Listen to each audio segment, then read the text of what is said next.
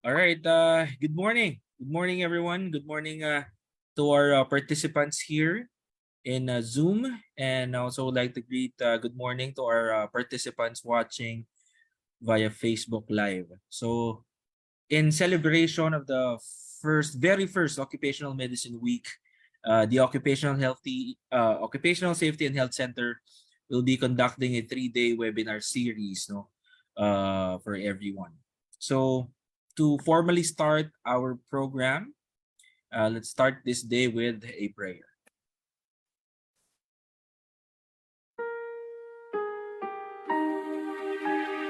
Dear God, we praise and thank you for gathering today. Thank you for all the blessings you continue to give us every day. We ask you to bless our speakers so that they would be able to share their knowledge and bring their expertise to the participants. Bless all the participants so that they would be able to comprehend the information from the webinar and that they may use it to make their workplace safe and healthy. We ask for your protection and guidance to all of us in the coming mission. This we ask in the mighty name of your Son, Jesus Christ. Amen.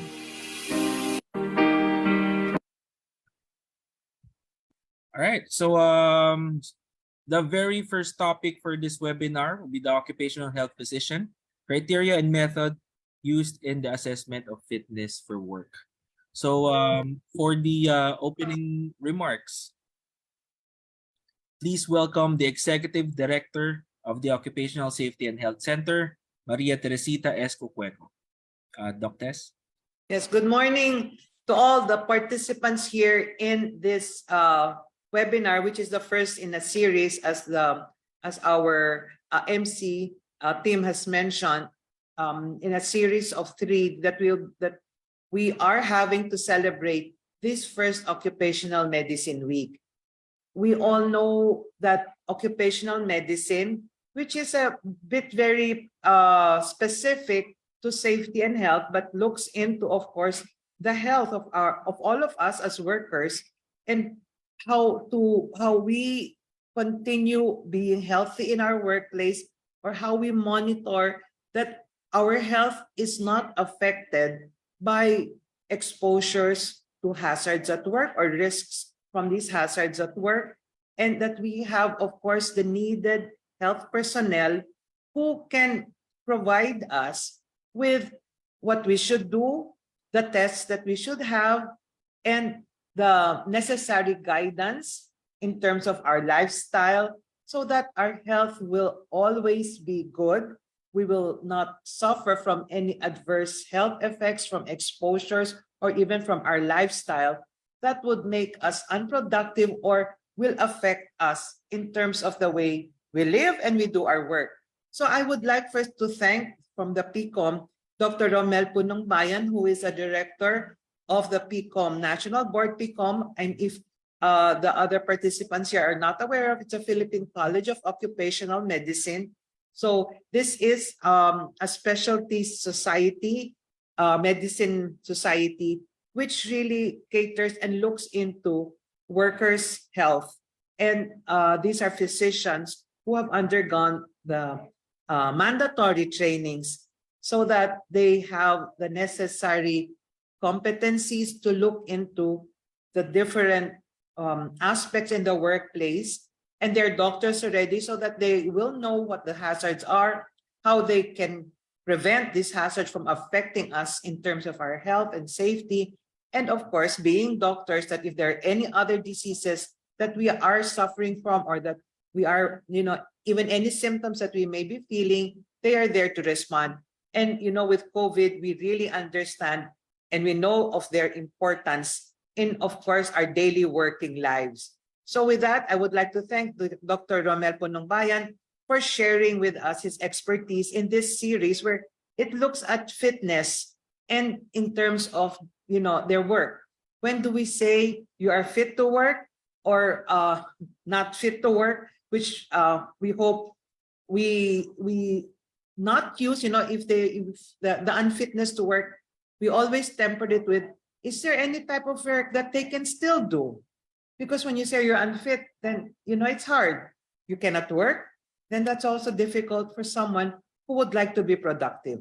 So having said that, I know you will really benefit from this lecture that we will have this morning. This Occupational Medicine Week highlights what the importance of the health personnel, not just, of course, we all know the safety, but really that the theme of safety and health is very important to look into all the welfare and well-being of all of us as workers. So with this, I will not take any longer, I will not take any more of your time. But again, we welcome you to this seminar, to this webinar. And I think after the lecture, Dr. Punong Bayan is there to answer any of your questions. So again, good morning po at magandang umaga po sa inyong lahat. Thank you very much, Executive Director Teresita Cueco. And just like what our Executive Director mentioned, later on, we will going to have a question and answer portion po, no, with Dr. Punong Bayan. So without further ado, syempre, merong hinandang video presentation si Dr. Punong Bayan para sa atin. So and also just like to introduce our speaker for today before we start the video, Dr. Romel Punong Bayan. And he is the current president of Philippine Society of General Internal Medicine, co-chair, Universal Healthcare Committee of Philippine College of Physicians, and also just like what Director Cueco mentioned, National Director of Philippine College of Occupational Medicine. So just give me a few minutes and I will play now, or just a few seconds, I will play now the video presentation po ni Dr. Punong Bayan. One second, please.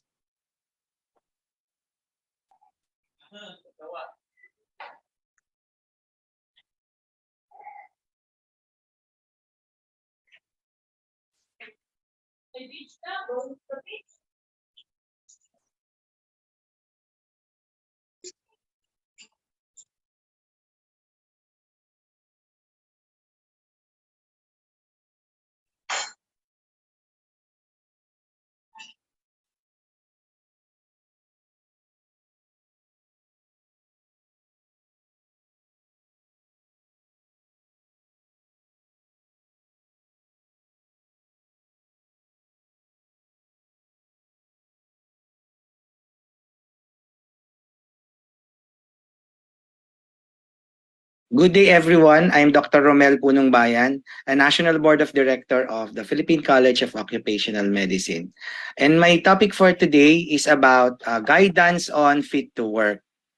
So, first, we define fit to work. So, I reviewed many literature about definition of fit to work, and I have seen a lot. For example, this one, I've seen a systematic review. Ibig sabihin ng systematic review, pinagsama-sama niya lahat yung evidence. As a matter of fact, I gathered 39 reports from the United States and United Kingdom from the years 1966 to 2005. Pasensya na, medyo late na siya, ay medyo luma na yung data. Pero ito yung pinakamalaking data na nakita ko about criteria and methods used for the assessment of fitness to work. So, ito yung mga definition ng iba-ibang writer, iba-ibang researcher about fitness to work. Pero hindi na natin yan iisa-isahin kasi sobrang dami nila. Like, ayan, sobrang dami ng definition about the criteria and methods to fitness to work. Pero if we summarize the definition, dalawa lang yung main natin na data na makikita natin sa summary nung lahat nung tiningnan nating papers kanina. First, the evaluation of workers' capacity to work without risk to their own and others' health and safety. Ibig sabihin, kailangan malusog at safe pa rin yung ating worker, kakasama din syempre ng kanyang mga workmates, hindi lang yung ating worker. And it is mainly assessed at recruitment, so bago daw sila ma-hire, and when changes of work or health conditions occur. Actually, mamaya as we go along, makikita natin na even the Philippine standard is very well aligned to this definition na nakita natin sa international studies. So ito na nga, in the Philippines, when is the fitness to work required or requested? Sa Rule 1966 of itong book, yung nasa gilid natin, yung Occupational Safety and Health Standards ng Department of Labor and Employment, makikita natin na there are several periods during employment na kailangan natin ng fit to work or nire-request ng company or ng ating employer ang fitness to work or fit to work certification. So una at entrance, so ito yung bago daw tayo ba-hire. Then periodically, usually ang ginagawa natin is annual, 'di ba? Annual PE or annual medical exam. And then special examination if merong special assignment na kailangan gawin yung ating worker na possible na magkaroon ng impact sa health and safety ng ating worker, and also when a worker is transferred. For example, na iba siya ng areas of work, pwede rin pa-request ang fitness to work kasi baka merong unique na health hazard or safety hazard yung pupuntahan niya na transfer, kung saan siya matatransfer. And of course, upon separation, di ba? Bago ka mag-retire or mag-resign sa isang employer, once most likely papagawa natin yung separation examination.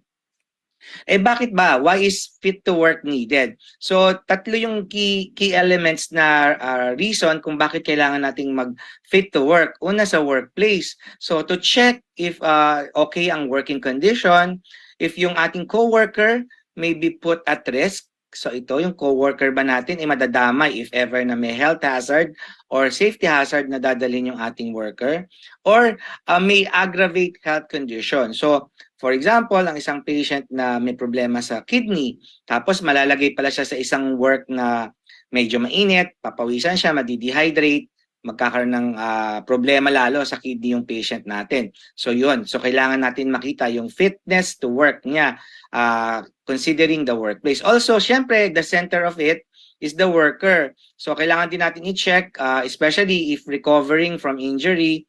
Actually, itong slide na to is in perspective of yung COVID-19. So pag daw nagre-recover yung patient natin from the illness, kailangan i-check kung fit na siya bumalik sa trabaho, and kung meron siyang comorbids, for example, hypertension, kung ito ba ay nagkaroon na ng complication, for example, heart failure, kailangan i-check natin by doing your fitness to work examination. Also sa work, kung ating yung work natin nagkaroon ng pagbabago sa task or job description, sa process, sa ating administrative, so magkaroon ng iba. For example, dati kang 6 hours nagtatrabaho, ngayon may extend ka ng 10 hours. So will that affect the health and safety of your worker?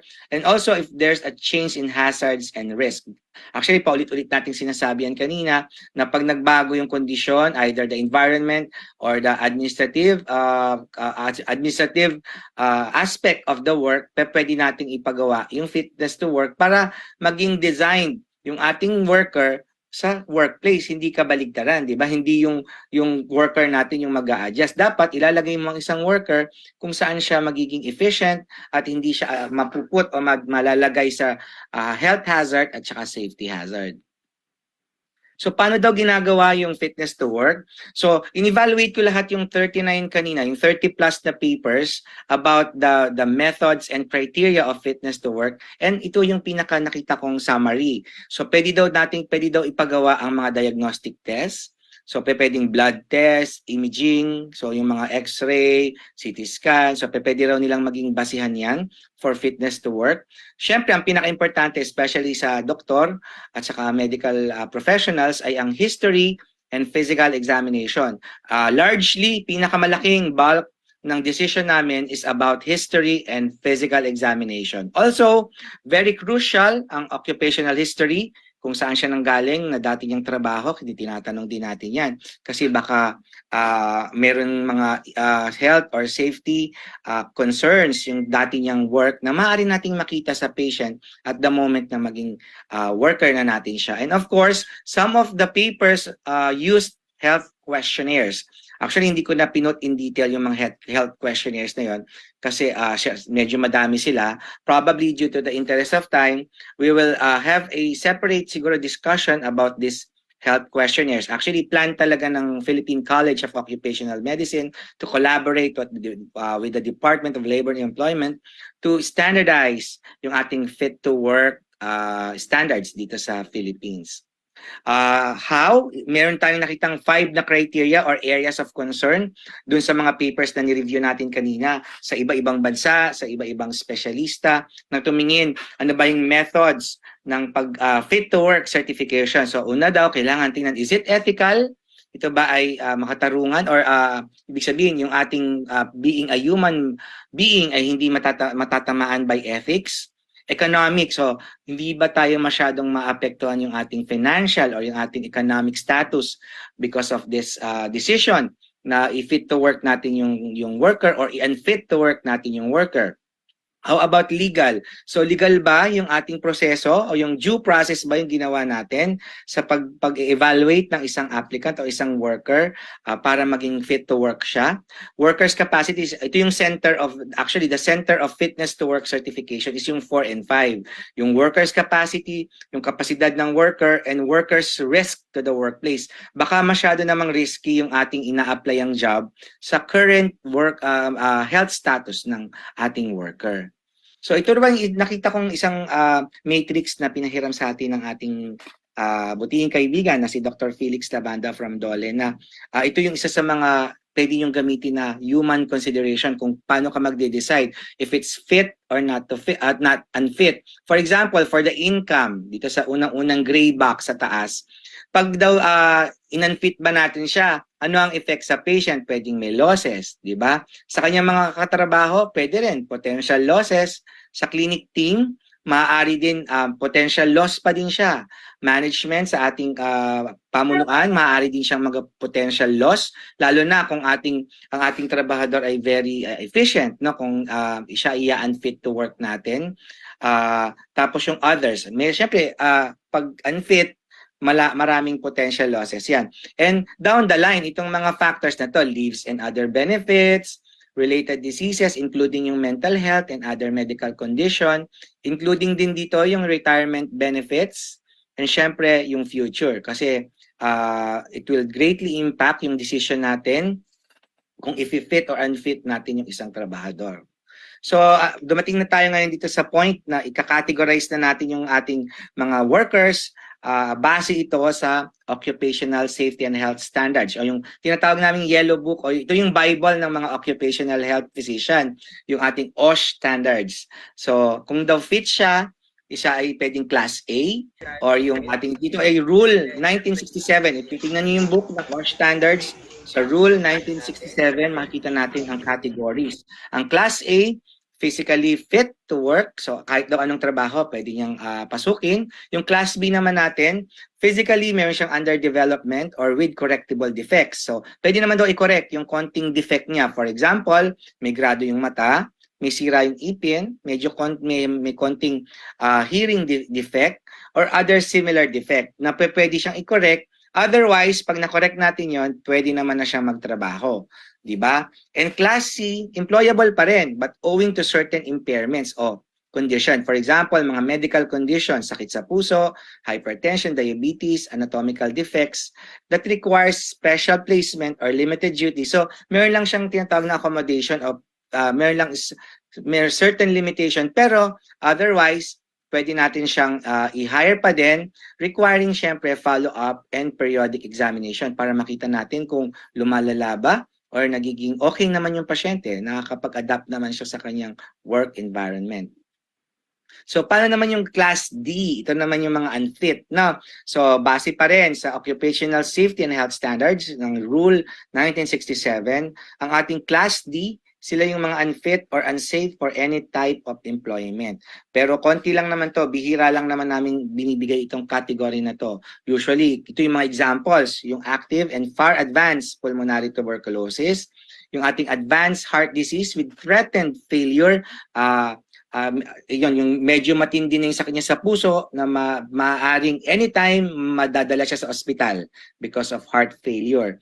Yung malignant hypertension, yung mahirap gamutin na hypertension, although itong malignant hypertension, kailangan i-document to ng inyong attending physician, yung specialista, and other similar illnesses. So, yan, depende pa rin yan talaga sa evaluation ng ating occupational health doctor para malaman kung fit or unfit yung patient natin. So, ano naman yung benefits at disadvantage ng paggawa, yung proseso ng pag-fit to work certification? Doon muna tayo sa benefits. The benefit of this is to have a safer working environment. So, syempre, safe yung worker, safe yung environment, safe yung mga katrabaho niya. Mababawasan or there's a reduction in workplace injuries, minimize downtime so hindi kayo maaabala sa trabaho kasi walang nagkakasakit, reduction in work cover claims, so insurance, medyo hindi tayo masyadong gagamit. Matching the capacity of the employee with the role. So, yun daw yung sinasabi namin palagi, hindi kailangan yung worker yung mag-a-adjust, di ba? Dapat, idadalin mo ang isang worker kung saan itong conducive to working conditions yung ating pagpupuntahan sa kanya. And of course, overall recruitment cost and risk will be decreased. So, mas mababa ang gastos kapag ka mapiprevent or ma-screen natin if fit to work or unfit to work yung ating worker. On the other side, yung disadvantage, test rarely give the whole picture. Remember kanina no, napag-discussan natin, isa sa mga criteria namin is diagnostic test. Minsan, meron ding mga margin of error ang ating mga test. Kaya pwedeng hindi makita yung kabuuan ng health status ng pasyente. Test can be discriminatory. So, ibig sabihin, may mga certain employer na nakabase sa test ang kanilang decision, which is hindi natin ini-encourage yung gano'n. Ano? So, hindi nililimitahan ng isang test ang isang worker. So, dapat i-evaluate pa rin overall, yung overall evaluation ng ating worker. Test invite lies. So, pwedeng yun nga, gaya ng sinabi niyo kanina, may mga errors din ang ating mga tests. Ang ating tests are often ambiguous. So minsan may mga tests na screening, no? Screening lang siya na maaari dapat i-test pa for confirmatory para malaman kung ito ay wasto or nararapat according to the status ng health ng iyong patient. And test result is longer time to fill. So, ibig sabihin, pag naghihintay tayo ng mga result, diba? Kailangan na natin ng mga workers. So, ang tagal-tagal ng proseso. And tests assume unique people are made through mold. Hindi tayo kasi one size fits all, diba? So, iba-iba talaga yung ating genetic composition, yung capacity, functional capacity, etc. Iba-iba pang factors ng bawat worker. So, ito yung example. So, tinatanong natin, is it legal? May mga, documented legal case na like ito, si Opinaldo versus Ravina, no? Makikita nyo naman to, pwede nyo i-search sa internet. Yung ating employer dito ay si Ravina at ang ating worker ay si Opinaldo. So, isa siyang security guard, so security agency ito. Ilang beses na siyang nalipat ng trabaho kasi lagi siyang nagkakaroon ng problema, nag-absent because of probable health failure. Pero na-fail naman i-document ni employer yung kanyang fitness to work, yung kanyang fitness status. Kaya at the end, the court nagpumanig ang ating korte sa ating worker na kasi na hindi na document ng ating employer na yung fitness status ng ating worker. Kaya kahit na allegedly ay meron siyang mga health problems during the employment, eventually ang pinanigan pa rin ng batas ay ang worker. So ito ay isang example lang. So talagang it's case-to-case basis yung pag nag-uusapan natin ng legal. So yun nga, isa rin sa ibig sabihin ng legal, dapat i-check natin yung mga batas. So makikita nyo din ito sa labor code at saka sa ating OSH standards kung meron tayong mga batas na hindi natin nasusunod during the employees term, yung ating mga empleyado. So, future consideration, dahil nga nakita natin na yung fit to work decision is very ambiguous, ang hirap niyang i-decide, and it's case-to-case basis. Napakahirap actually ng trabaho ng isang OH personnel, OH physician. na ibigyan ng certification ng fit to work o unfit to work, on the other hand, yung ating mga workers.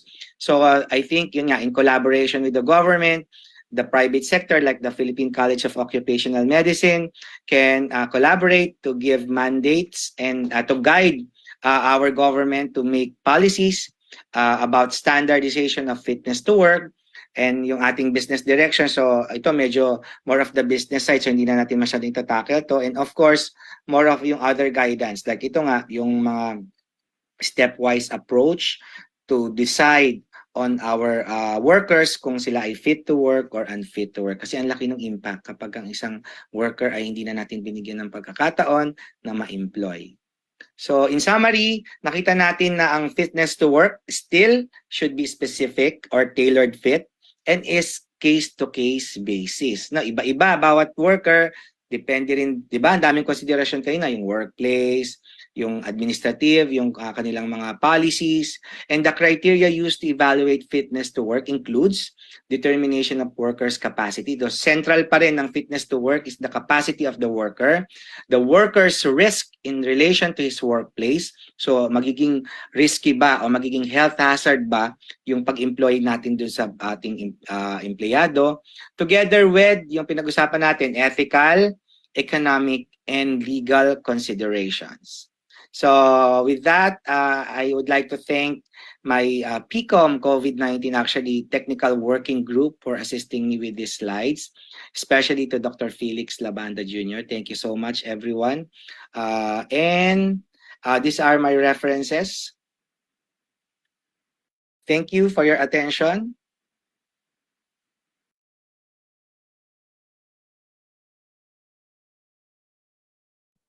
All right. Well, that sums up the video presentation ni Dr. Punong Bayan.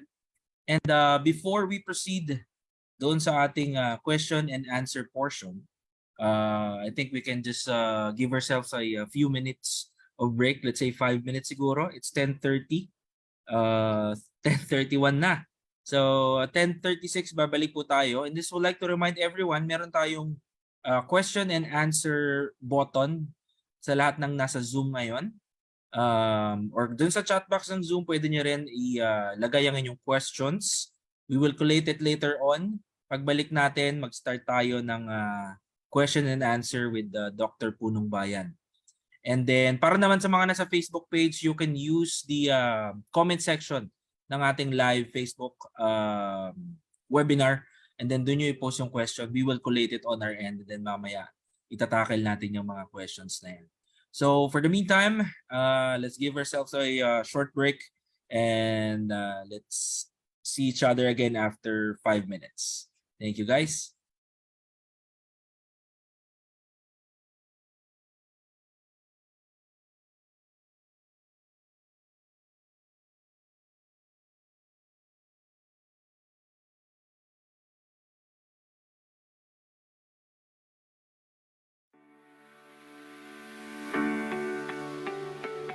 Ergonomics. Ang matagal na pag-upo habang nagtatrabaho at maling posisyon ay nagdudulot ng pananakit ng katawan, pananakit ng mga kamay at eye strain. Kapag nagtatrabaho sa computer, siguraduhing tama ang height ng upuan at mesa para sa manggagawa, para tama din ang posisyon habang nagtatrabaho. Ang opisina ay dapat may tamang liwanag at ventilation.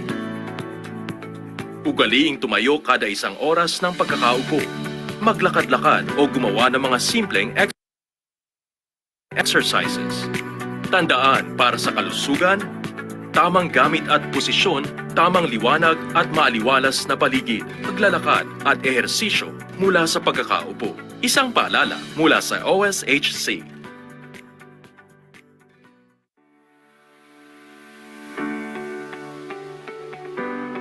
Kaligtasan sa paggamit ng mga kemikal. Ang kemikal tulad ng solvents, gas, acid mist, alikabok, at fumes ay mapanganib sa kalusugan. Tandaan, basahin ang label at safety data sheet sa paggamit, pagsasatabi, at pagtapon nito.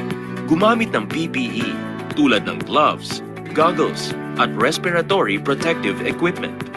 Proper hand washing, ugaliing maghugas ng kamay pagkatapos.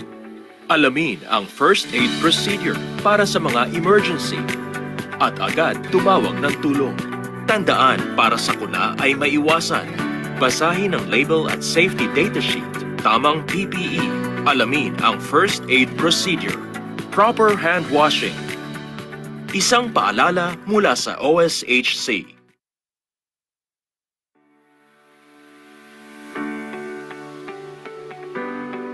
Respiratory protective equipment. Ang acid mist, solvent vapors, gases, usok, alikabok, at heavy metal fumes ay panganib sa kalusugan ng manggagawa. Gumamit ng respiratory protective equipment. Ang filtration respirator ay para sa alikabok at oil mist. Dapat ito ay madalas pinapalitan. Ang chemical cartridge device naman ay sumasala sa hangin na kontaminado. May tamang cartridge sa bawat paggawa. Ang air supply equipment naman ay may tangke na pinanggagalingan ng hangin. Madalas itong gamit sa lugar na kulob at walang oxygen. Tandaan ang paraan para sa kuna ay maiwasan. Libre ito dapat na ibinibigay ng employer sa manggagawa. Alamin ang tamang respiratory protective equipment para sa inyong gawain. Isang paalala mula sa OSHC.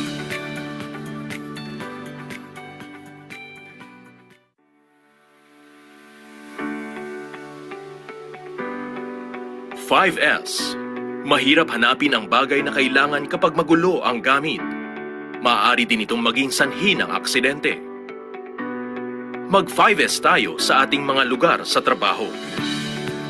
Seri, sort o suriin ay ang paglalagay ng mga gamit sa tamang lalagyan at pag-aalis ng mga gamit na hindi kailangan sa trabaho. Seaton, systematize o sinupi naman ay ang pagsasalansan ng mga gamit upang madaling maabot ang mga ito at hindi makaabala sa trabaho. Seso, sweep o simutin ay ang pagpapanatili ng kalinisan ng mga gamit at ng lugar sa trabaho. Seiketsu, standardize o siguruhin ang paraan para matiyak na tuloy-tuloy ang pagpapatupad ng good housekeeping sa pamamagitan ng pagsama nito sa OSH policy at program ng kumpanya. Dapat may shitsuke, self-discipline o sariling kusa ang lahat pagdating sa pagpapanatiling malinis at maayos ang kapaligiran sa trabaho. Tandaan ang 5S upang aksidente ay maiwasan. Sort o suriin, systematize o sinupin, sweep o simutin, standardize o siguruhin, self-discipline o sariling kusa. Isang paalala mula sa OSHC.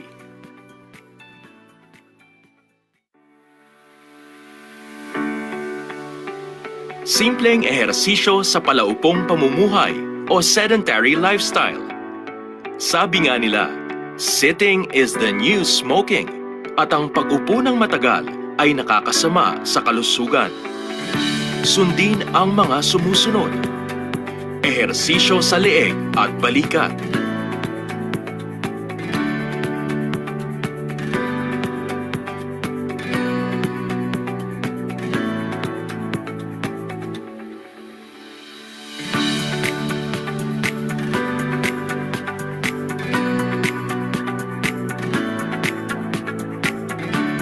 Ehersisyo sa kamay.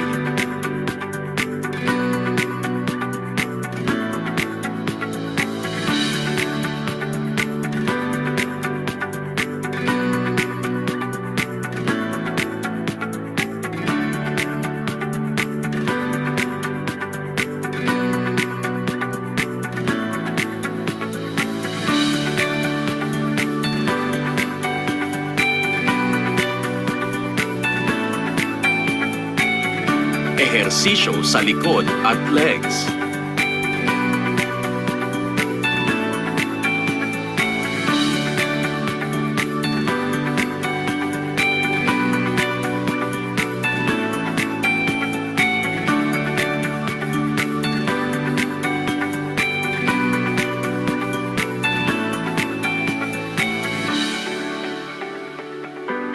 ugaliing gawin itong mga ehersisyo kada 1 oras ng pagkakaupo.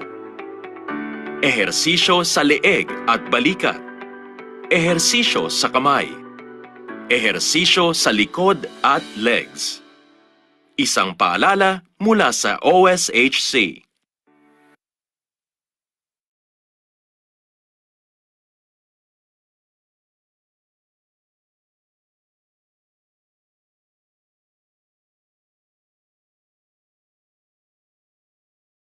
All right, welcome back, guys. Just give me a few seconds right here para ma-pull out natin yung mga questions na nakulate natin within the break. And then andito na din si Dr. Romel Punong Bayan. Hello, sir. Good morning po. Hello, good morning everyone. Apologies, medyo maingay lang yung background kasi nasa work pa ang si Doc Ome. Otherwise, I'm happy to answer all the queries. Ayun, sir. Yan, thank you po. Just give me 1 sec, sir. Buksan ko lang yung nakulate naming mga questions.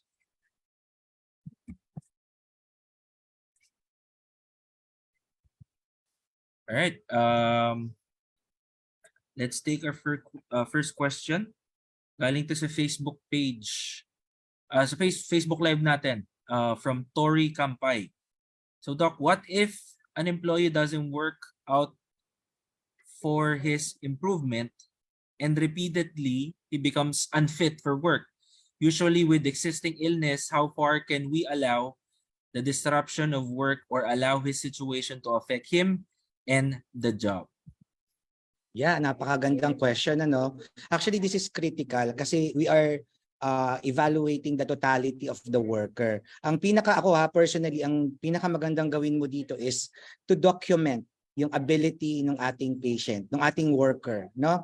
Get a certificate from his attending physician, ano yung level of impairment ng ating pasyente at kung meron siyang marirecommend na level of yung parang limitation ng activities, tapos i-correlate mo to sa kanyang present job, no?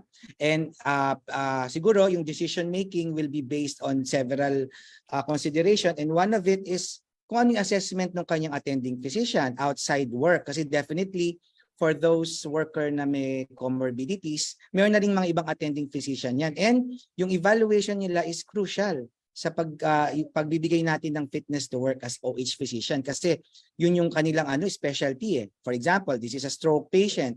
Yung neurologist, maaari tayong humingi sa kanila ng information, data from the medical certification, ano ba yung implication ng kanyang disease, current status, and yung kanyang impairment. Ano ba yung impairment niya, especially occupational, di ba? For example, ano ba yung works na medyo mahihirapan na siyang gawin, di ba? So, di ba, kaya nga nire-rehabilitate, di ba? May occupational rehabilitation at saka may physical rehabilitation. So, bibigyan tayo ng the better understanding and clearer picture ng kanyang attending physician, how much yung disability niya, di ba? Para ma-further ma-classify natin siya into the A, B, C, D category ng classification natin. So importante talaga, we collaborate and we communicate with the attending physician outside the workplace kasi hindi naman natin specialty yung areas of concern. So kung ganyan ang nangyayari paulit-ulit, di ba? Just like my example kanina, just apply due process, evaluate mo mabuti, get proper documentation, and syempre yung due process ang pinaka-importante dito eh. Before you give a sanction or anything decision for your worker, remember, ang laki ng impact if we give unfit to work, di ba? Sa atin, sa OH community, as much as possible, we find ways para makapagtrabaho yung pasyente so long as hindi naman siya napuput at risk, no? So binibigyan natin sila ng accommodation, work accommodation, para naman kung pwede pa talaga, pero in cases na talagang medyo nakikita nyo na failing na siya regarding health, siguro you collaborate with the attending physician, the specialist to give you a better picture kung paano natin i-classify yung ating worker. Thank you, Doc. So let's jump to our second question from Alfred John Sikat. Galing din to sa Facebook Live. paano po ang mga stroke survivor magiging unfit ba kaagad? Actually, ano yan eh, corollary dun sa unang nating tanong. Ako, I have many stroke patients and I evaluate them very regularly kung ano yung mga hindi nila pwedeng gawin. No? Kung kaya naman nilang gawin even with neurologic deficits, unless like for example, driving, medyo mahihirapan sila mag-drive, lalo na kung yung kanila ay yung affected side ng kanilang job, yung affected side ng neurologic deficit yung ginagamit nila at work. Siguro, yun nga, tingnan natin yung abilities, yung capacity ng patient natin, get a description ng impairment level of activities na pwedeng gawin ng pasyente natin by his or her attending neurologist para makita natin kung pwede pa naman natin siyang i-accommodate. No? Di ba, natatandaan mo, iba-iba naman yung category ng workers natin. Siyempre, consider din natin kung pwede pa naman at magiging productive pa naman yung ating mga worker even with neurologic deficit. Pero kung makita natin na this is very detrimental or medyo delikado, siguro with guidance and medical certification, proper documentation with yung external attending physician para ma-decide natin kung talagang unfit na ba talaga yung patient natin na stroke patient natin to work. Like for example, kung computer lang naman and pwede naman siya mag-computer even with numbness or other neurologic deficit, pwede naman siguro nating bigyan ng chance pa din yung ating worker mag-work. Ayun. Thanks again, Doc. So our next question, galing pa rin to sa Facebook Live from Gailian May Zapanta. Discrimination ba sa worker na di na papasukin pag nag-positive sa HEPA B? Ayan, importante yan, sir. Kasi, di ba, Sir Timothy, basic yan na OH program. Di ba? So, dapat meron tayong, kung may babanggit ko po sa lahat ng ating mga listeners ngayon, lalo na sa FB Live, marami pong basic OH program, occupational health program, na parang mandatory or binibigyan ng importansya ng Department of Labor at Employment. Kasama dito yung hepatitis. So, technically, meron tayong proseso para sa classification ng HEPA B, particularly yung HEPA B, no? Tinitingnan natin kung gaano ka-risky yung kanyang work, no? Meron tayong tinatawag na level of risk. So kung hindi naman siya high risk at pwede naman siya, hindi naman siya hawak ng blood or hindi naman siya hawak ng needle, hindi mataas yung risk na ma-transfer niya yung HEPA B sa workplace, ina-allow pa rin natin. Kaya nga depende yan, di ba? Ang occupational health is highly collaborative with subspecialists. Kasi yung subspecialists can better assess yung level of yung risk at saka health impairment ng ating worker. Kaya pwede tayong humingi ng opinion or certification from probably a gastroenterologist kung pwede pa siyang mag-work. Kasi kung low risk naman yung pasyente mo to transmit the hepatitis in your workplace, might as well mabibigyan pa rin sila ng fit to work. Thank you for that one, Doc. Next question po natin is from Imagine. So what if may fit to work pero hindi dineclare ng worker na meron siyang sakit? Ayan. That's critical kasi hindi ba in the process yung diniscuss ko kanina, very important is history physical examination, 'di ba? So dapat at least may minimum form kayo to check for medical condition, and if dininay niya pero tinanong mo, might as well ask the legal department. 'Di ba? Kasi that's another thing, 'di ba? So tinanong mo siya in the process pero dininay niya, pero pag hindi mo tinanong, I think that's error on our part kasi hindi mo siya tinanong 'di ba? Hindi mo siya na-evaluate mabuti. Kaya importante, very critical, sinabi ko kanina, and one of the biggest, largest, significant part of fitness to work is physical examination and history taking, 'di ba? Kailangan, 'di ba, sabi ko kanina dun sa 5 main criteria, kailangan yung occupational history. Diba? Kailangan talaga medyo magaling tayong mag-probe, magaling tayo sa history and physical examination kasi there are cases na yung deficiency is in our part na hindi natin siya natanong, di ba? And remember, hindi naman lahat ng worker is medically inclined. Di ba? So it's our job, OH doctors, yung ating mga OM, occupational medicine specialists, to really do a thorough physical exam and history. Pwede mo siyang balik-balikan. If you forget something, you get back on the worker and ask them. Kasi iba yung dininay, iba yung hindi natin tinanong. So that's a two different scenario. So kailangan you really do a very thorough history and physical exam. All right, that's great. So our next question, this one is from Zoom. Is there a special assessment matrix to identify fitness to work of an employee who has mental illness or similar lang po? Thank you. Ayun, ang ganda rin ng question na yan. Isa sa mga main and mandatory na OH program is mental health, di ba? So may mga simple questionnaires na pwede kayong gamitin sa work, like yung PHQ-9, na ma-assess nyo yung worker kung may tendency siya for depression, anxiety, or other mental disorder or mental health condition. Pwede nyo gamitin yon and then refer your worker to a psychiatrist or psychologist for better assessment. Kasi these are screening, di ba? Importante, kasing importante ng physical health is yung mental health. Di ba? Kaya one of the basic OH program, occupational health program, is to assess mental health. Actually, ngayon dito sa aming department, ina-assess namin kung gaano ba ka-stress ang ating mga worker at mabigyan ng recommendation ng ating in-house na psychologist or psychiatrist para makita natin kung may impairment na ba o may level na ba ng impairment regarding occupational standards. No? And then, if we can rehabilitate or treat para makabalik ulit sa trabaho yung pasyente. Remember, as much as possible, we do our best na hindi mawalan ng trabaho yung ating pasyente. Considering yung mga sinabi natin kanina, syempre hindi naman siya delikado on its own at saka hindi rin siya delikado sa workplace, baka pwede pa lang naman natin silang i-accommodate with proper management, assessment, and yung documentation. Thank you, Doc. So next question po, another one from Zoom. This one is from Dr. Ray Salinel Jr. Doc Punong Bayan, what if the, I guess PX means patient po ba or person?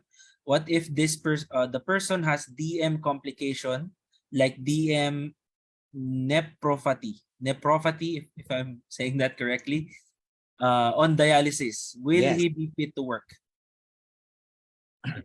Yeah, yun yung sinasabi ko kanina. This is where yung collaboration with subspecialists will enter. No, there are a lot of jobs that even patients on dialysis can still work. May mga medical rep, may mga med rep nga ako na dinadialysis, but still they go to work.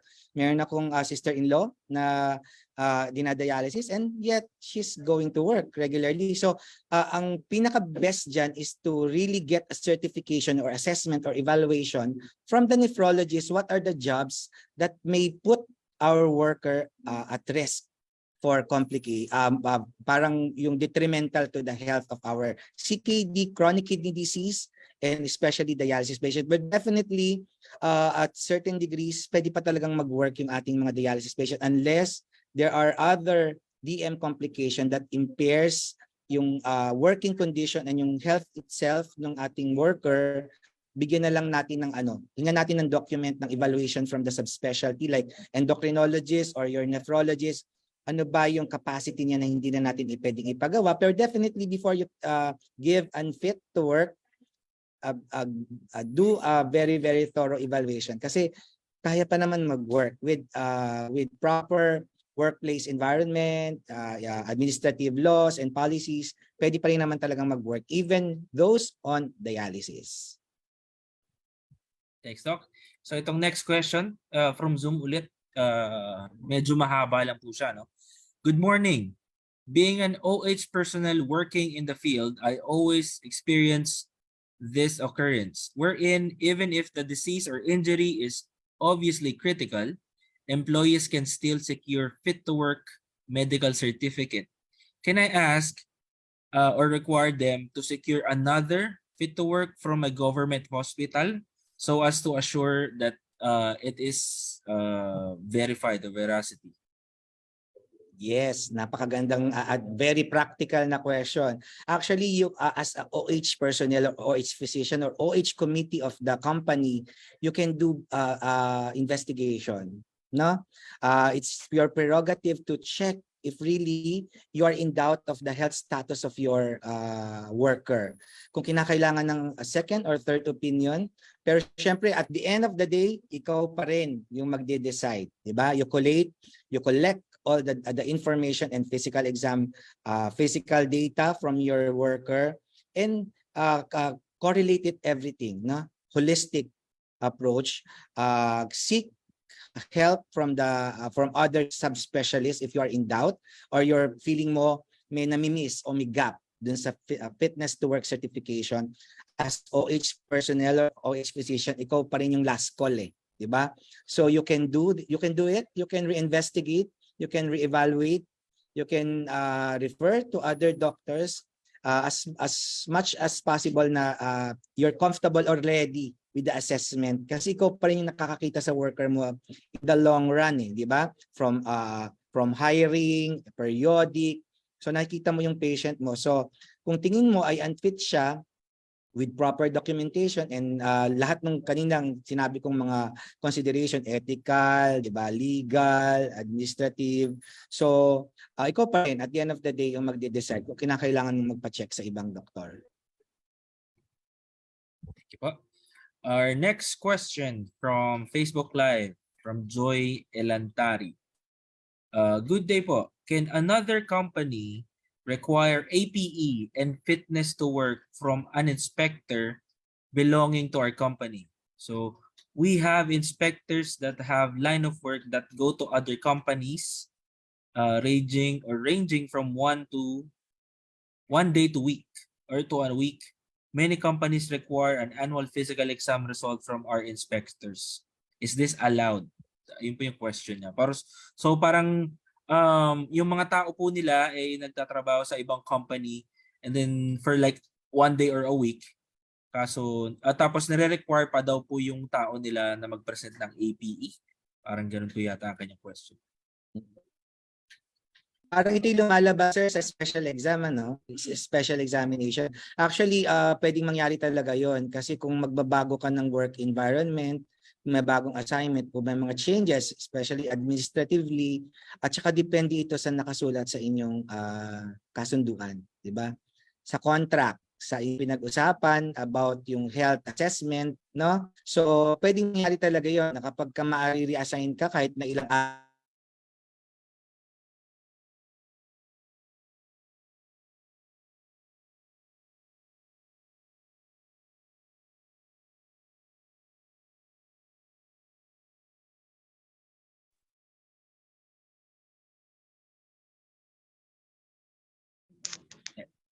Hello, Doc? Doc Punong Bayan? Baka nag-fluctuate lang siguro yung internet ni Dr. Punong Bayan. Ayan, medyo na-disconnect po siya.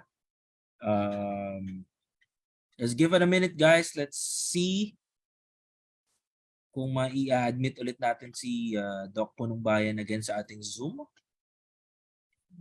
Let's give us a few seconds right here. Let's wait for Dr. Punong Bayan to join us again sa ating Zoom meeting for today. So by the way, habang hinihintay natin si Doc Punong Bayan, may mga nakikita akong questions mula sa Facebook Live, tsaka dito sa Zoom regarding dun sa presentation na present ni Dr. Punong Bayan. We will ask permission po from Dr. Punong Bayan if we can have a copy ng kanyang presentation and if we can give it to you guys, no, as a reference. So itatanong po natin si Dr. Punong Bayan kung ibibigay niya sa atin yung yung presentation na ginamit po niya kanina. And then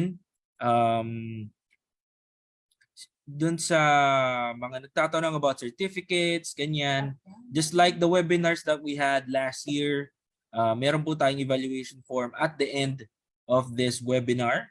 And all you need to do is answer the evaluation form.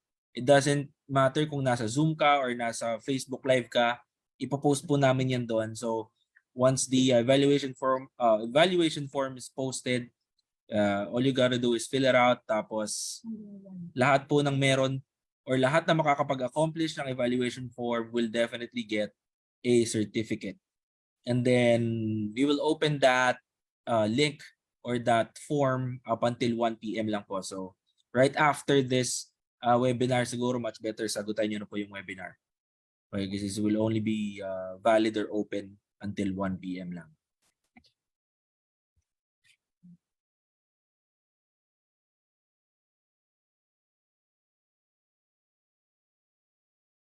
Ayun, meron pa ako nakitang question pala sa ating chat sa Zoom. Yung presentation, once we get permission to Dr. Punong Bayan, yung email na gagamitin nyo doon sa evaluation form, doon din po namin isa-send yung certificate tsaka yung presentation kung papayagan po tayo ni Dr. Punong Bayan to send it to our participants.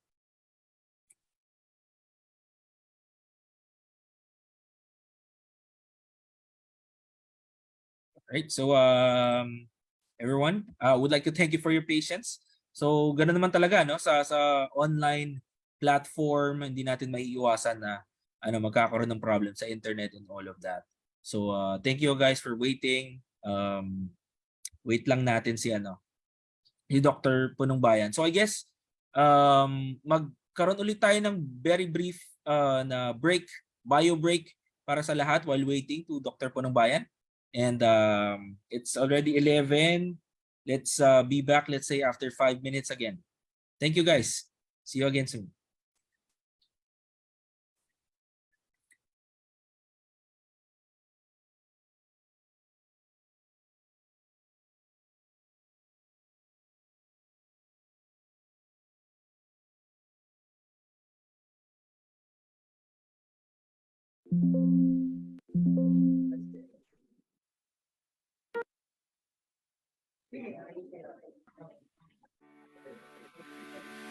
Ehersisyo upo aksidente ay may mula sa OSHC. Kaligtasan sa trabaho sa matataas na lugar. Ang paggawa sa matataas na lugar ay mapanganib at maaaring sanhi ng pagkahulog.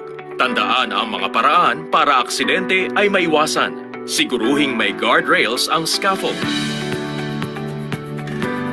Sundin ang naaayong fall prevention standards sa scaffold, guardrails at hagdan na may handrails. Magsuot ng personal fall arrest system upang maiwasan ang pagkahulog.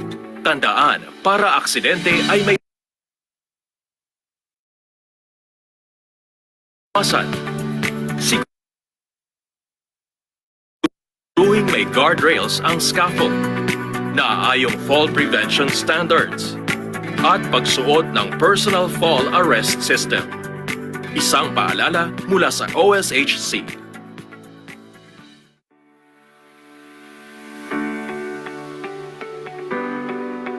Personal protective equipment. Ano ba ang tamang kasuotan kapag nagtatrabaho sa isang construction site? PPE ang tamang kasuotan bilang karagdagang proteksyon kapag gumagawa. Ang hard hat ay proteksyon sa ulo sa nalalaglag na bagay. Safety goggles ay para proteksyonan ang mata. Earplugs ay panlaban sa matinding ingay. At face mask, laban sa alikabok at puso.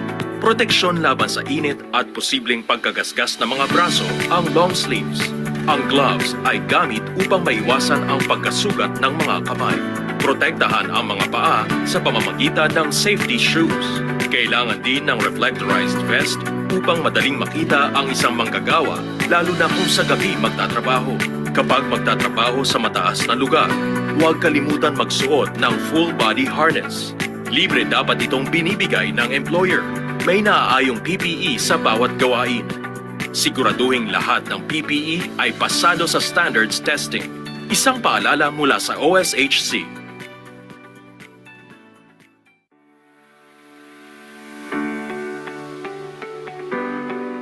Kaligtasan sa paggamit ng makinarya. Ang makinarya ay nagpapadali ng trabaho, ngunit maaari rin itong maging sanhi ng aksidente. Upang maging ligtas ang manggagawang nagpapatakbo ng makinarya, inspeksyonin ang makina bago ito gamitin. Ang mga gumagalaw na parte ng makina ay dapat may tamang machine guards upang hindi ma-expose ang mga kamay, paa o anumang parte ng katawan ng gumagamit ng makina. Dapat regular ang preventive maintenance ng mga makina.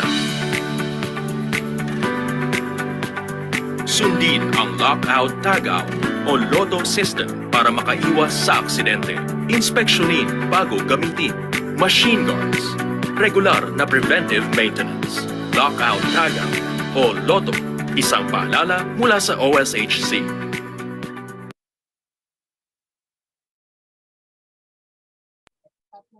Alright, let's go back to our question and answer portion.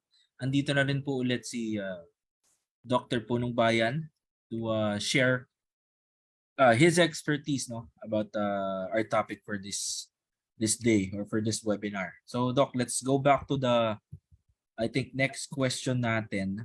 Sorry kasi medyo dito ako sa office, medyo nagloloko yung internet eh. No problem, Doc. Hindi naman talaga natin may iwasan yan. No? Yes, I agree. Happens. Especially sa mga gantong klaseng event natin online. So, the next question. Slide to.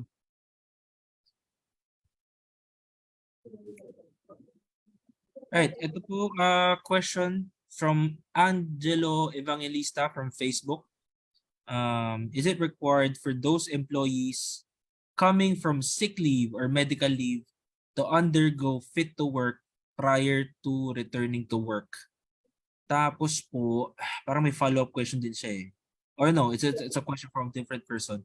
Is medical certificate of an employee returning from a sick leave enough for him or her to be fit to work?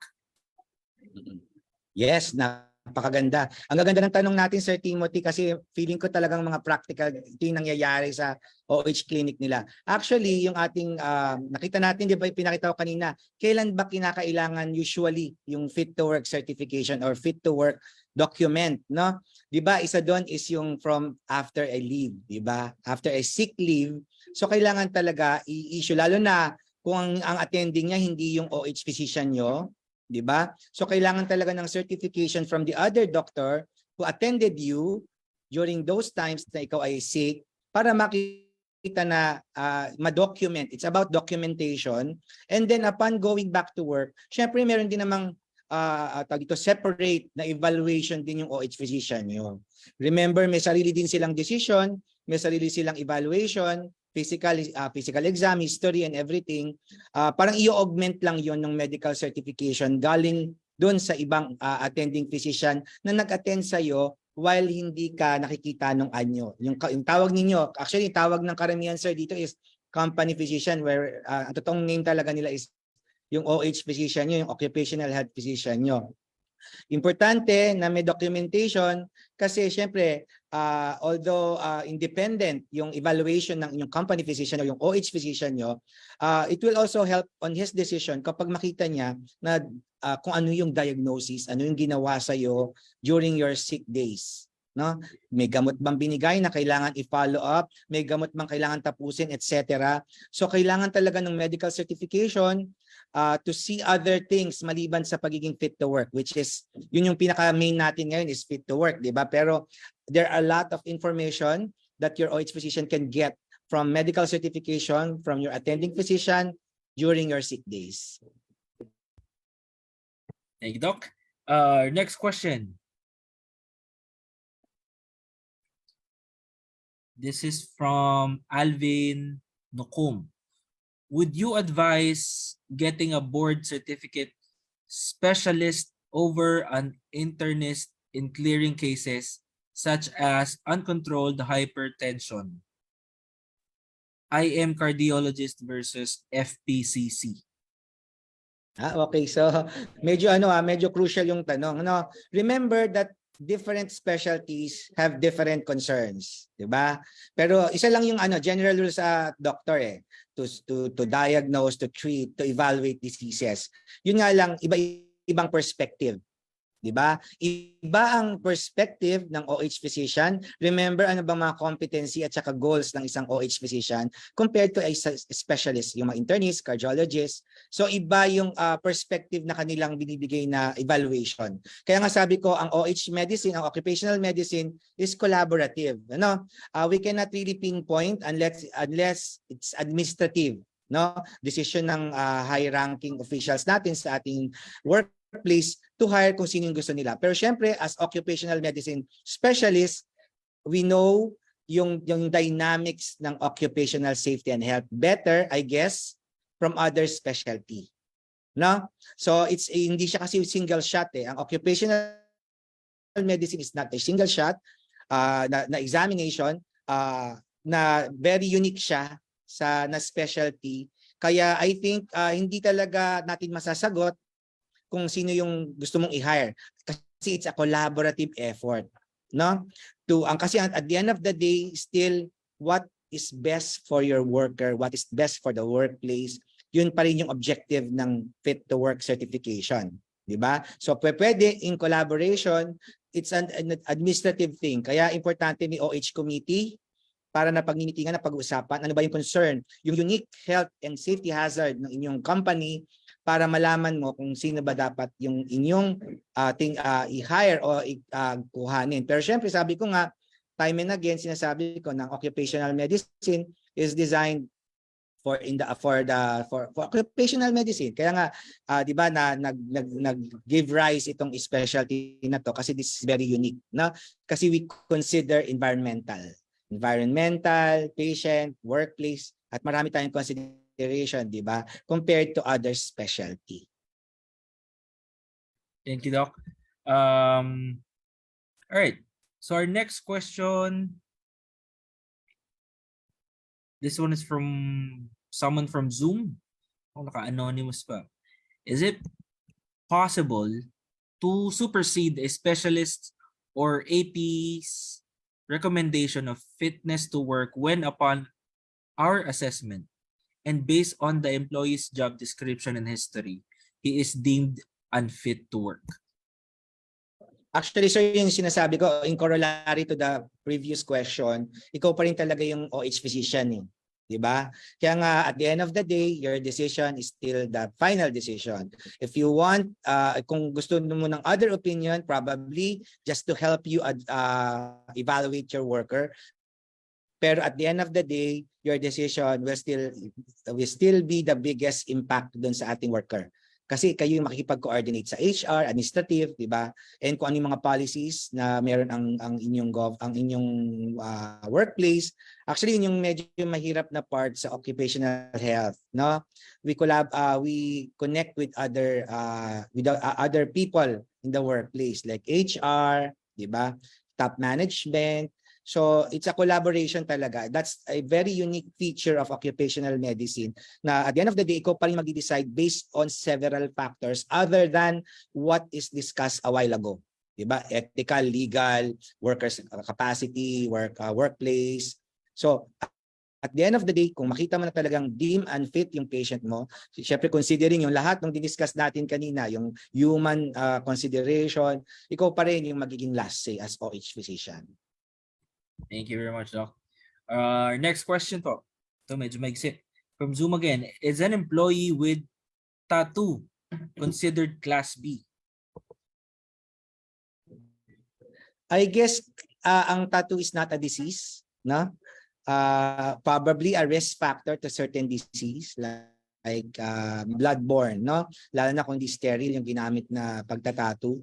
I think hindi siya Class B kasi hindi ko naman kino-consider ang tattoo as disease. Unless otherwise, sabi ko nga sa inyo, it's a company policy, di ba? It's administrative kung meron silang rules about it. Pero regarding yung ABCD natin, I think ang tattoo is not a disease but a possible risk factor to a disease. Thank you po. And I think there's a follow-up question regarding this from Dr. Timothy John Bautista. Would just like to clarify lang po with Dr. Punungbayan regarding the classification in giving fitness to work certification. If I will be giving a patient a medical certificate under Class C, would I be indicting it as fit to work class C or employable class C? Thank you very much po. Hindi ko na-gets. So, actually parang interchangeable kasi yung 'di ba? Hire yung pwede siyang i-hire at saka yung this is based on dollar recommendation, no? So, sabi ko nga sa iyo at the end of the day, ikaw pa rin talaga yung mag-evaluate kung ano yung capacity ng worker mo considering all the things that we have discussed a while ago. Ito lang ay parang ito nga yung initial step ng standardization ng categories ng worker, yung A, B, C, D, and D, E. Pero outside of this, siguro it's depende sa inyo kung ano ba yung company policy.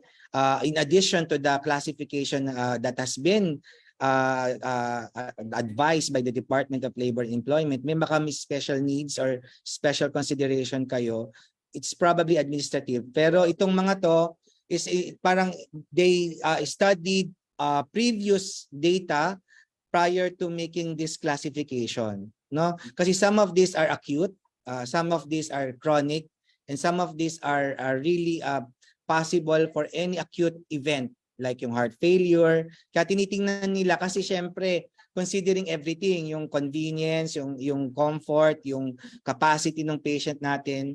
Kaya ito na built itong ABCD na to eh. 'Di ba? Ay ABCD na ito. Kaya merong silang category kasi para alam ng OH physician how often do you examine the worker, anong type ng work yung ibibigay mo sa kanya.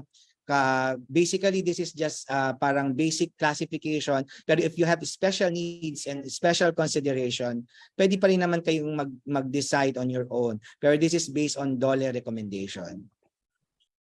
Thank you po, Doc. Next question. Discrimination po ba during pre-employment na may lower back pain ka pagkagising medyo magulo yung question niya, no? Lower back pain ka pagkagising, sinabi mo pag-interview. Nag-report ka sa OH physician tapos dineclare ka as unfit for employment dahil ang sole reason ay kailangan nila CPR-capable staff nurse. Medyo naguluhan din ako dun, Doc. Actually, sir, if I understand the question, medyo administrative yung question eh. 'Di ba? Sabi nga natin kanina, fitness to work can be determined by several criteria. And one of it probably is laboratory. 'Di ba? Hindi siya discrimination siguro kasi it's a company policy, no? Kaya sabi ko sa inyo, it's a combination of many things. One of it is history, physical exam, occupational history, diagnostic. So kasi minsan may mga special needs ang isang industry na ang tingin nila is high risk for certain condition. Kaya kayo nire-require for certain tests. Kasi baka nga maging at risk ka, 'di ba? Na yung low back mo baka maging major impairment pag ikaw ay hinire na nila. So it's a combination of decision making tool. Kasama na nga dito everything, 'di ba? History, physical exam, legal, diagnostic, 'di ba? Workers condition, workplace condition. So pwedeng maging reason 'yon. Siguro hindi naman i-unfit. Baka temporary, hindi ka muna nila i-categorize as viable applicant kasi nga hindi ka pa nagko-comply with their administrative orders. Thank you po. Our next question from Jonel Arboleda dito sa Zoom. Good morning po, Doc. Anong age po kailangan may ECG examination ng isang applicant? Ayan, ang ganda niyan, di ba? Siyempre considering ang age is siya lang yung isa sa mga permanent risk factor for health. Di ba? And we have to do history and history, especially family history, kung ano yung mga possible medical illnesses niya that involves aging process. No? So there are a lot of guidelines from specialty societies like the cardio, the critical care, kung sino-sinong mga specialty. Pero depende pa rin yan kung gaano tingin nyo ka-risky for cardiovascular yung industry nyo. Pero in general, ang nakikita ko this is based on readings on literature, yung cardiovascular risk is usually assessed at age 40. No? Pero this is not absolute. Diba? Remember, tingnan niyo yung mga CV risk calculator. makikita nyo doon, it begins at age 40. So, depende pa rin to. It's administrative, partly administrative, and OH, more clinical and administrative. Nakikita natin yung CV risk calculator starts at 40 kasi nakita nila in previous studies that at this age, cardiometabolic diseases will be starting, nagsisimula na.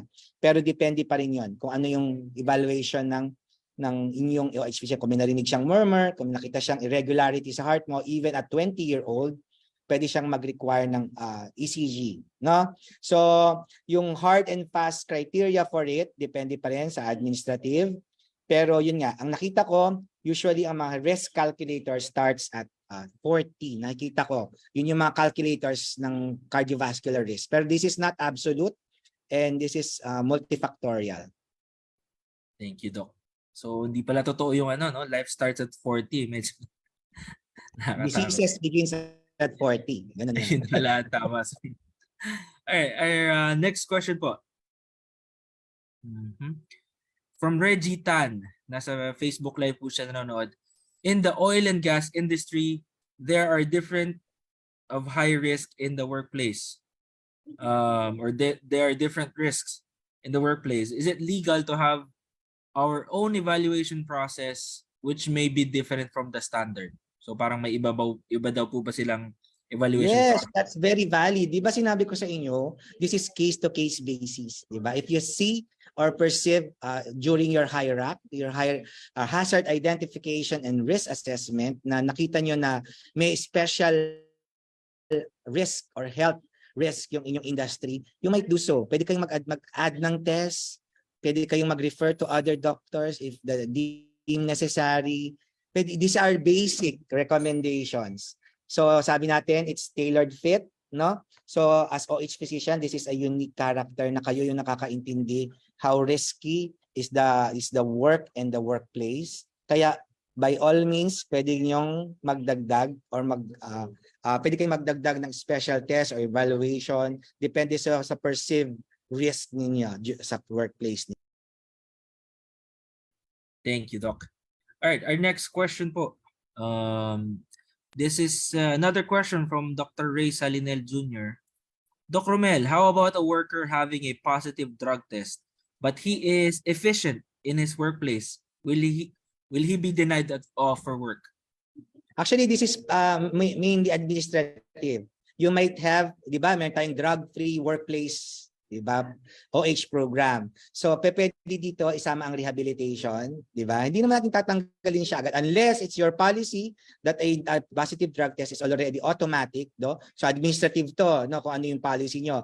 Pero I think the worker, especially if it's very promising worker, efficient worker, might ako ito personally, pwede mo naman siyang i-rehab, di ba? After rehabilitation, upon assessment na fit to work na ulit siya, probably you can still pwede mo ulit i-rehire or fit to work ulit yung iyong worker. Kasi it's depending on the coverage of your OH program regarding drugs, illegal drugs.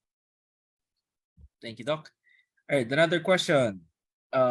Isa Ragadi from Facebook Live. How many months will a newly diagnosed TB patient who just started DOTS be allowed to return to work? Ayan, medyo medyo clinical na to, no?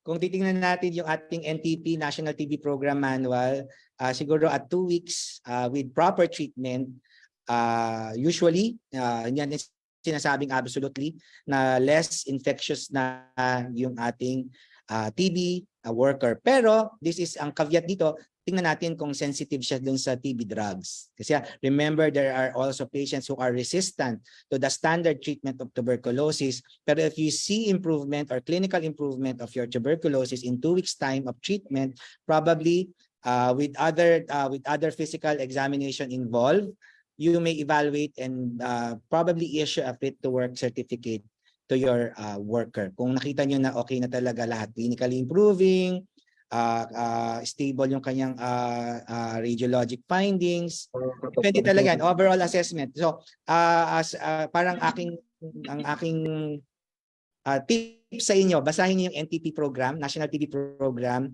and you can get a lot of clinical caveat kung paano mag-assess ng TB and i-correlate niya siya kung pwede na siyang isama with other people. Thank you, Doc. Our next question from John Cruz.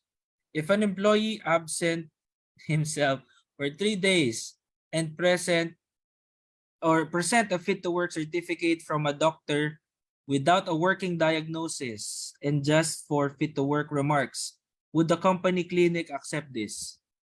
Ako personally, there are standard information that can be seen in a medical certification, and one of the crucial part of the medical certification is the clinical impression. So probably you can do your own assessment. If walang nakalagay na clinical disease or clinical findings, might as well do your own evaluation. Thank you, Doc. This one is from Zoom, Mary Joyce Santillan. Good morning po. What can we do if na-deploy na po ang employee kahit wala pang fit to work from us, only to find out na with findings po sa labs, example po, suspicious densities on CXR? Parang ganun po yung question niyo. Chest x-ray. Actually, yun nga, that is, ito nga yung sinasabi kong collaboration. You have to explain to the admin how important if, kasi maraming diseases din na asymptomatic, di ba? Yet possible or sila ay potential disease carrier. So siguro evaluate mo kung sino yung mga na-expose niya, no? So pero this is more of administrative, no? Administrative concern. So siguro i-recommend ng ating OH personnel, OH committee na because of these incidents, we documented this kind of scenario, might as well mag-recommend kayo ng appropriate na steps na hindi na maulit itong mga ganitong instances.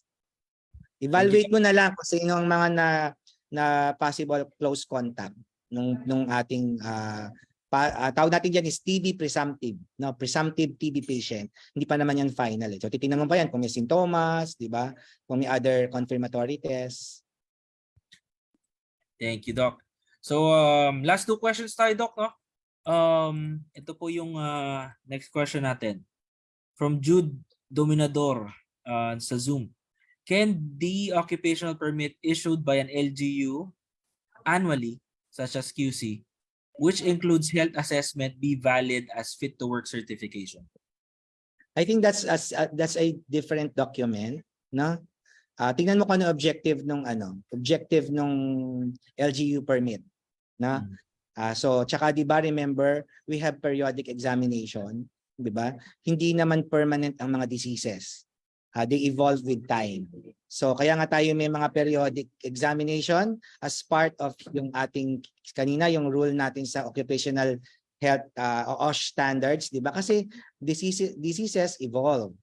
So tingnan mo kung ano yung objective ng LGU, bakit siya nag-issue nun? Is it for the specifically for the worker itself, o baka meron silang ibang objective for that health clearance? So yun, kailangan pa rin natin ng probably ng separate na fit to work each, kasi case to case basis ang fit to work. Thank you, Doc.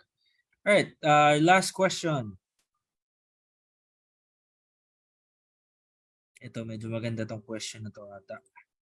What if you do not agree with the attending physician's recommendation?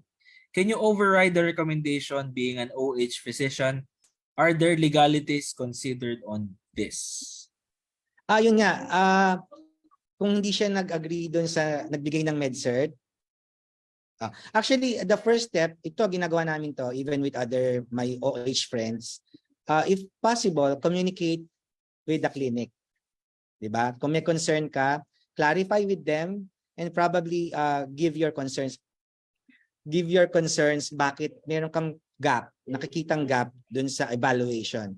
And if the doctor is prudent enough, tatanggapin naman niya. Ako personally, I'll accept that. Baka kasi meron akong na-miss. Actually, that's a big help to me. Kapag meron akong na-miss at kinall out ako ng kapwa ko doktor, that's very professional. And siguro we collaborate kung what's best for the worker. Na pwede mo talagang i-defer yon based on your own independent evaluation. Kaya nga 'di ba sabi ko, time and again paulit-ulit, the OH physician decision is most of the times the final verdict of your worker. Kaya this is a very large pressure sa ating mga OH physician kasi sa kanila nakasalalay kung mag-work or hindi yung ating applicant or yung dati na nating worker. Alright. Well, that will be our last question, Dr. Punong Bayan. And And meron pa baka daw isa dyan, Sir Timothy, yung HBS antigen. HBS antigen. Meron daw dyan. Actually, for those incidental findings ng HBS test na positive, sabi ko sa inyo, bago natin i-refer sa gastroenterologist, tingnan nyo muna kung industry nyo ba is high risk for bloodborne diseases, di ba? Classify nyo yung workplace nyo kung high risk, moderate risk, or low risk kayo for hepatitis transmission. And syempre, i-confirm pa naman yan, di ba? HBS antigen is a screening test for hepatitis B. And we might do other tests to confirm this and also evaluate the risk of the work or the job and the workplace to possible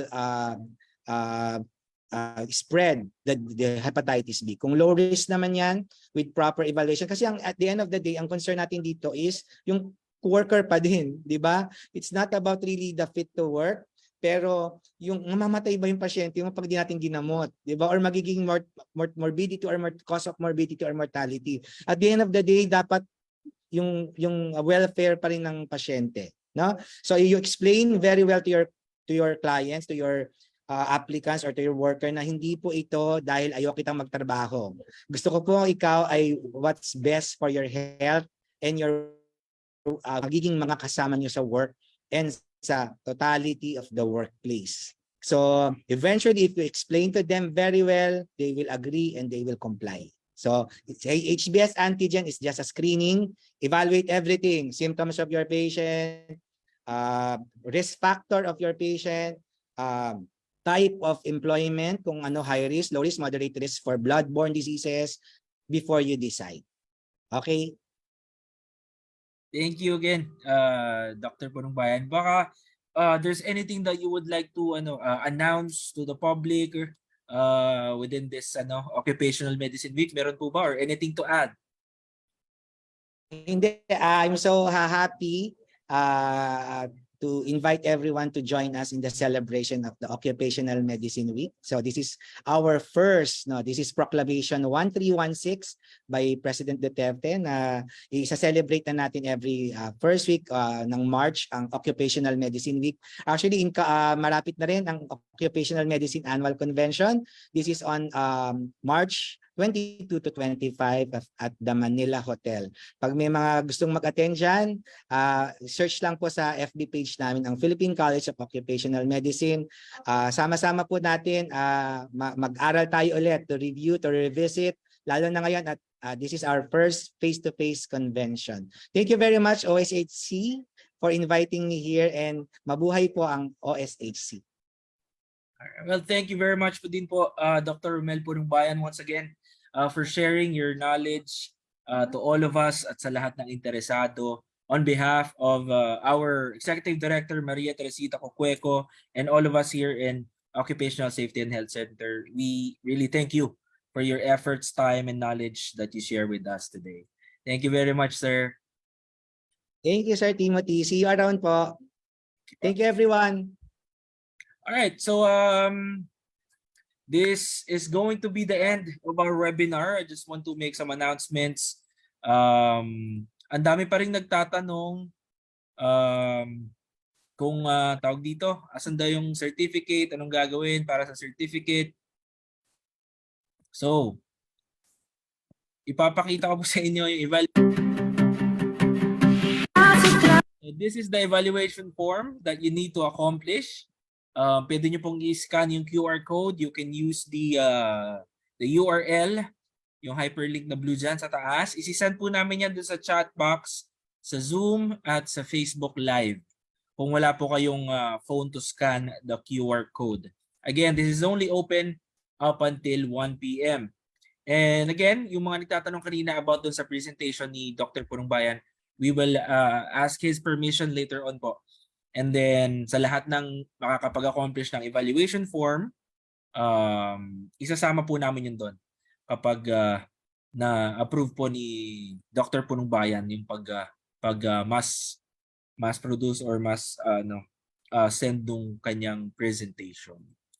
So, again, this is Timothy Valdeavilla from Training and Public Information Division dito sa Occupational Safety and Health Center. I would like to thank you guys sa lahat ng nag-join dito sa Zoom at saka sa Facebook Live. We will also going to have 2 other topics tomorrow up until the 23rd, if I'm not mistaken, of March. Meron pa tayong 2 webinars for this week.